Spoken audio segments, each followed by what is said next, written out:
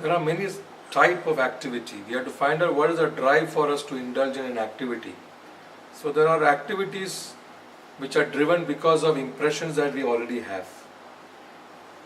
So most of our activities because we are repeating impressions that are already in the mind. Means we have already done it once in the past, and that activity has left an impression in the mind, and we are repeatedly driven to repeat the same impression or repeat the same activity once that we have already done it, and this goes on and on and on.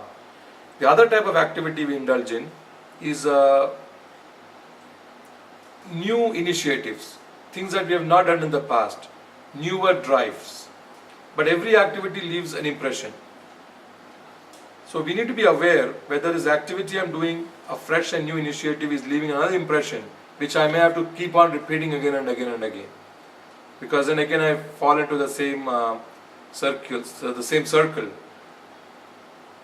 Once I am aware of these impressions and I recognize that I am a victim of having to repeat the same activity which I have done in the past, then I can choose to do a third type of activity, one that allows me to erase the impressions that are there already.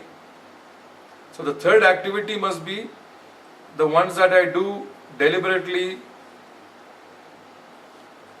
calculatedly,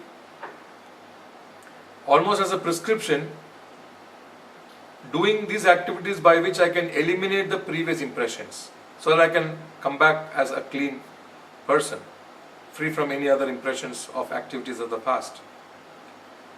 And the fourth activity that I can indulge in is the things that will not bring an impression on me at all. For example, service to humanity, expressing humanism, the ability to connect, to link with existence in its totality, to recognize, to get established in a relationship which is devoid of a separate existence from what is anyway happening at this given point of time in my environment. So such kind of nobler activity does not leave an impression. Another type of activity, the fifth one, is a kind of activity doing which today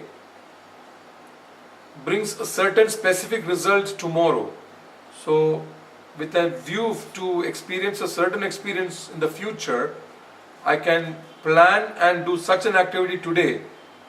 I can enseed deliberately a certain trend in my environment that I may be, which will fructify for me, which will I have to go through the result of it in the future, or I have to pay the consequences for which in the future. So these are the 5 types of activities.